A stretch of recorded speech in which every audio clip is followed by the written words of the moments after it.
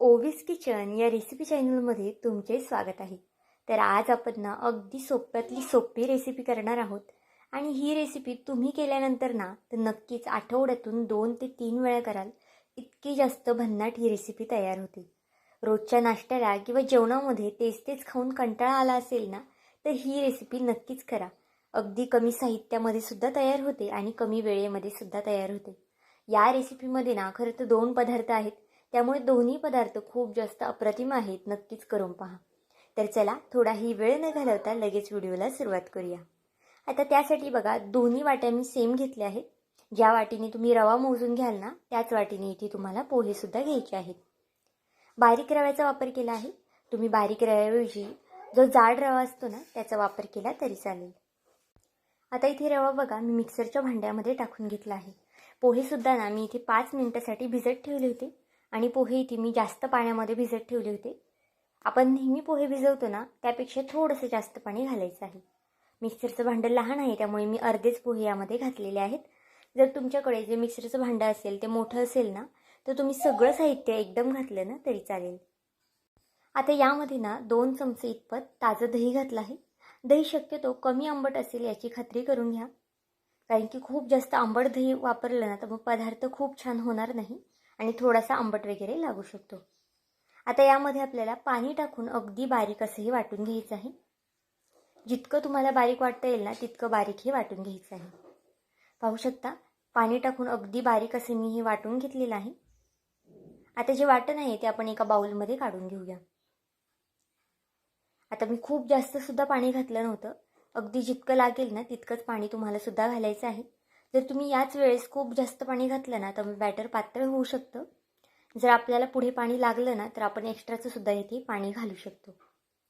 आता इथे बघा मी दुसऱ्या जे आपले पोहे उरले होते ना त्याचं सुद्धा पाणी टाकून हे वाटून घेतलं होतं. अगदी छान स्मूथ अशी याची पेस्ट करून घेतलेली आहे. आणि ही रेसिपी ना मी 2 ते 3 जणांसाठी करते. त्यानुसार साहित्य घेतलेलं आहे. जर तुम्ही जास्त लोकांसाठी करत असाल ना त्यानुसार साहित्याचं प्रमाण इथे तुम्ही कमी जास्त करू शकता. इथे बघा मिक्सरच्या भांड्यामध्ये अगदी थोडंसं पाणी टाकून मी हे मिक्स करून घेतलं आहे. म्हणजे जे काही भांड्याला वाटण लागलं होतं ना ते सुद्धा अगदी व्यवस्थित निघलं जातं. आता चमच्याने छान असं ढवळून घ्यायचं आहे. पाहू शकता याची कन्सिस्टन्सी अगदी परफेक्ट झालेली आहे. खूप जास्त पातळसुद्धा नाही आणि खूप जास्त घट्टसुद्धा नाही. 1 मिनिट भरासाठी मी छान असं हे फेटून घेतलं आहे. आणि असंच हे आपल्याला थोड्या वेळासाठी साईडला ठेवून द्यायचं आहे. आता पीठ भिजते तोपर्यंत अजून आपण एक रेसिपी पाहून घेऊया. यासोबत ना ती रेसिपी खूप जास्त अप्रतिम जाते. जर तुमच्याकडे बीट असेल ना तर आवर्जून करा. नसेल नाही केलं ना तरी चालेल. बघा इथे मी एक लहान साईजचं बीट घेतलं आहे. 2 जणांसाठी रेसिपी करते ना त्यानुसार इतकं बीट पुरेसं आहे. आता यातलं सुद्धा मी अख्खं बीट वापरणार नाही. यातलं मी अर्ध्या बीटाचाच वापर करणार आहे. पण जर तुम्हाला अख्खं बीट वापरायचं असेल ना तर तुम्ही अख्खंसुद्धा बीट घेऊ शकता कारण की पौष्टिकसुद्धा आहे. पाहू शकता इथे मी अर्ध्या बीटाचाच वापर करून घेते. आणि आता या बीटाची आपल्याला साल काढून हे बीट किसून घ्यायचं आहे. पाहू शकता बारीक किसणी असेल बारीक किसणीने किसा किंवा मग जर तुमच्याकडे जाड किसणी असेल ना तुम्ही जाड किसणीने किसलं तरी चालेल. आता जो उकडलेला बटाटा होता ना तो सुद्धा इथे बघा मी हातानेच मॅश करून घेतलेला आहे. तुम्ही किसून सुद्धा घेऊ शकता किंवा मग अशा पद्धतीने हाताने मॅशसुद्धा करून घेऊ शकता. बटाटा जर कमी शिजला असेल म्हणजे कमी उकडलेला असेल ना तर शक्यतो किसून घ्या. आणि अगदी मऊसूत असं उकडलं असेल ना तर हाताने मॅश करून घेतला ना तरी चालेल. आता तोपर्यंत आपण इथे बघा एक टोमॅटो घेऊया. टोमॅटो आपल्याला छान असा बारीक कट करून घ्यायचा आहे. रेसिपी अगदी डिटेलमध्ये केली आहे त्यामुळे ना थोडासा व्हिडिओ मोठा झालेला आहे. पण खरं तर बनवायला गेलं ना तर ही रेसिपी अगदी झटपट बनते आणि खायला म्हणाल ना तर खूप जास्त अप्रतिम लागते. ही रेसिपी जर तुम्ही एकदा केली ना तर नक्कीच या रेसिपीच्या प्रेमात पडाल. इतकी जास्त अप्रतिम ही रेसिपी होते. आणि करताना थोडीशी जास्त करा कारण की तुम्हाला सुद्धा उरणार नाही. इतकी जास्त भन्नाट ही रेसिपी होणार आहे. मुलांच्या डब्यासाठी करा नाश्त्यासाठी करा किंवा मग जेवणामध्ये केली ना तरीसुद्धा अगदी अप्रतिम लागते. पौष्टिकसुद्धा आहे आणि पोटभरीची सुद्धा नक्कीच आहे. आता बघा इथे मी सगळं साहित्य कट करून घेतलेलं आहे. एक मीडियम आकाराचा कांदा कट करून घेतला आहे. अद्रक लसूण थोडंसं मी कट करून घेतलं आहे अगदी बारीक असं. तुम्ही ठेचून किंवा मग किसून घेतलं ना तरी चालेल. टोमॅटो कट करून घेतला आहे. भरपूर अशी कोथिंबीरसुद्धा कट करून घेतली आहे. कोथिंबीर या रेसिपीला आवर्जून घाला म्हणजे अजून जास्त छान अशी टेस्ट येते.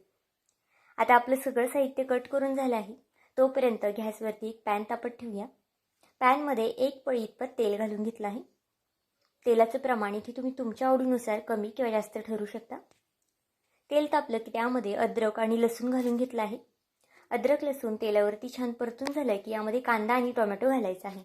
तुम्ही सुरुवातीला कांदा थोडासा परतून नंतर टोमॅटो घातला ना तरी चालेल, पण इथे जर तुमच्याकडे वेळ कमी असेल, झटपट बनवायचं असेल ना, तर अशा पद्धतीने एकत्रित घाला. आता बघा कांदा टोमॅटो छान मऊ होतोपर्यंत आपल्याला परतून घ्यायचं आहे.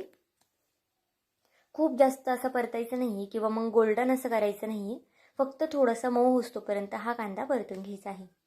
कांदा टोमॅटो लवकर परतण्यासाठी इथे चवीनुसार मीठसुद्धा घातलेलं आहे. आता 1 ते 2 मिनिटासाठी मीडियम गॅसवरती हा कांदा टोमॅटो परतून घ्यायचा आहे. इथे तुम्ही पाहू शकता अगदी मऊसूत असा कांदा टोमॅटो झालेला आहे आपला. जास्त असं करपटसुद्धा झालेला नाही आहे.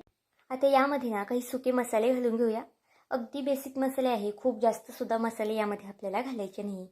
अर्धा चमचा हळद घातली आहे, 1 चमचा धना पावडर घातली आहे, अर्धा चमचा बेडगी मिरची पावडर, अर्धा चमचा लाल तिखट. लाल तिखट इथे तुम्ही तुमच्या आवडीनुसार कमी जास्त करू शकता. लहान मुलांसाठी करत असाल ना तर लाल तिखट कमी घाला किंवा जर मोठ्यांसाठी करत असाल तर लाल तिखट जास्त घातले ना तरी चालेल. 1 चमचा इथे मी पावभाजी मसाला घातला आहे. याने आपल्या या रेसिपीला खूप जास्त अप्रतिम चव येते. असेल तर आवर्जून घाला. भरपूर अशी कोथिंबीर घालून घेतली आहे फोडणीला आणि आता हे मसाले तेलावरती छान परतून घेऊया. इथे बघा मसाले थोडेसे जर खाली लागत असतील किंवा तुम्हाला वाटते मसाले खाली लागतात तर अगदी थोडंसं पाणी घाला आणि मग नंतर मसाले परतून घ्या. पाहू शकता अगदी या पद्धतीने हे मसाले आपल्याला परतून घ्यायचे आहेत. मसाले परतून झाल्यानंतर यामध्ये बीट घालून घेऊया. बीट बघा अगदी छान लांब लांब किसून घेतलेलं आहे मी. आता बीट घातल्यानंतर पुन्हा छान असं मिक्स करून घेऊया. ही रेसिपी नक्कीच तुम्हाला खूप जास्त आवडणार आहे. नक्की रेसिपी काय आहे ना हे तुम्हाला अजून तरी कळलं नसेल, पण पुढे संपूर्ण व्हिडिओ पाहिल्यानंतर ना नक्कीच कळणार आहे. दिसायला सुद्धा अगदी अप्रतिम दिसते आणि खायला म्हणाल ना तर अगदी बोटे चाटत राहाल. थोडंसं पाणी घालून घेतलं आहे आणि 2 मिनिटासाठी एक हलकीशी वाफ काढून घेऊया. म्हणजे बीट जे आहे ना ते अगदी थोडंसं मऊसूतसुद्धा होतं. आणि बघा अगदी छान असं मिक्स झालेलं आहे बीट यामध्ये. आता जो बटाटा आपण उकळून ठेवला होता ना तो यामध्ये घालून घ्यायचा आहे आणि बटाटा छान असं यामध्ये आपल्याला मिक्स करायचं आहे. तुमच्याकडे जर पावभाजी मॅशर असेल ना त्याने सुद्धा हे तुम्ही छान असं मिक्स करू शकता. माझ्याकडे इथे अवेलेबल नव्हतं त्यामुळे मी अशा पद्धतीने चमच्याने मिक्स करत आहे. पाहू शकता अगदी या पद्धतीने आपल्याला छान असे हे एकजीव करून घ्यायचं आहे. जितकं तुम्ही हे छान मिक्स कराल ना तितकी आपली ही रेसिपी अजून जास्त छान होणार आहे.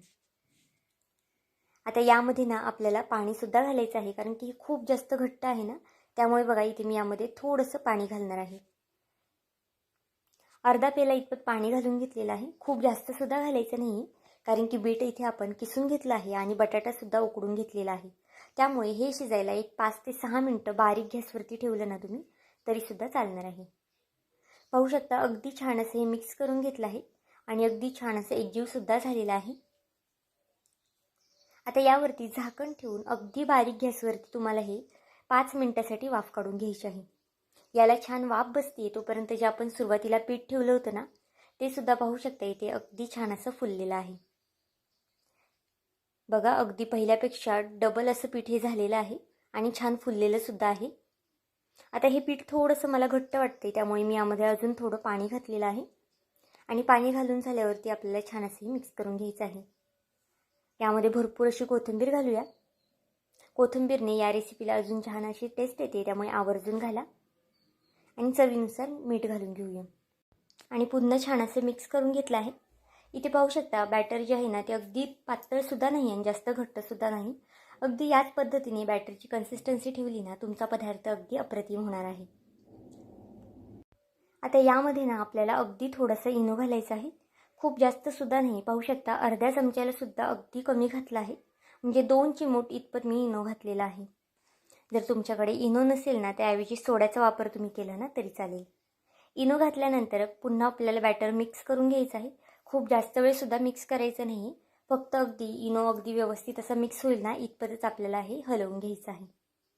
तोपर्यंत एका साईडला गॅसवरती पॅन तापत ठेवला आहे. हा पदार्थ तुम्ही पॅनवर सुद्धा करू शकता आणि तव्यावरती सुद्धा करू शकता कारण की अजिबातच खाली वगैरे चिटकत नाही. इथे बघू शकता अगदी कडेपर्यंत मी इथे तेल लावून घेतलं आहे. आणि नंतर आपल्याला हे बॅटर यामध्ये घालून घ्यायचं आहे. बघा 2 पाळ्या इतपत मी बॅटर यामध्ये घातलं होतं. आता सुरुवातीचा डोसा आहे ना, त्यामुळे थोडासा बबल्स कमी येतील किंवा मग थोडासा खाली वगैरे चिटकू शकतो. पण नंतरचे जे डोसे होतात ना, ते अगदी अप्रतिम होतात. 1 मिनिटासाठी झाकण ठेवलं होतं आणि झाकण काढून आता इथे बघा पाहूया आपण. अगदी छान असा हा आपला झटपट डोसा तयार झालेला आहे. जर तुम्हाला पातळ करायचा असेल, कुरकुरीत करायचा असेल ना, तर तो सुद्धा तुम्ही करू शकता. फक्त बॅटर थोडंसं जास्त पातळ करा, म्हणजे तुमचा डोसा अगदी छान असा कुरकुरीत होईल. पण इथे ना मी मऊसूत असे डोसे करते. जर मुलांच्या डब्याला द्यायचे असतील ना, तर नक्कीच अशा पद्धतीचे मऊसूत करा. थोडेसे जाड करा, म्हणजे अगदी छान मऊसूतसुद्धा राहतात आणि खायलासुद्धा अगदी छान लागतात. इथे बघा दोन्ही साईडने मी हा भाजून घेतलेला आहे. आता पुन्हा एक करून दाखवते बघा. अगदी झटपट बनतात, खूप जास्त वेळ लागत नाही. कधी कधी मुलांना डोसे खाऊशी वाटतात, तर अशा पद्धतीने तुम्ही झटपट डोसे त्यांना नक्कीच बनवून देऊ शकता. बघा हा सुद्धा डोसा आपण अगदी छान असा करून घेऊया. अगदी छान अशी या डोश्याला बघा बबल्स सुटले आहेत आणि खालनं सुद्धा ना खूप छान अशी जाळी पडते. पुन्हा 1 ते 2 मिनिटासाठी झाकण ठेवलं होतं. बघा झाकण काढल्यानंतर अगदी छान वरनंसुद्धा हा डोसा सुकलेला आहे, म्हणजेच वरनंसुद्धा हा डोसा आपला शिजलेला आहे. तुम्ही एका साईडने नुसता भाजला ना तरी चालेल, पण इथे मी दोन्ही साईडने छान असा खरपूस भाजून घेणार आहे. पाहू शकता खालच्या साईडने किती छान अशी जाळी पडलेली आहे आणि रंगसुद्धा अगदी गोल्डन असा आलेला आहे. आता याची दुसरी साईड पलटी करून घेऊया. अगदी झटपट डोसे आहे, त्यामुळे करायला सुद्धा खूप जास्त वेळ लागणार नाही आणि खायला सुद्धा अगदी अप्रतिम लागतात, पौष्टिक सुद्धा आहेत.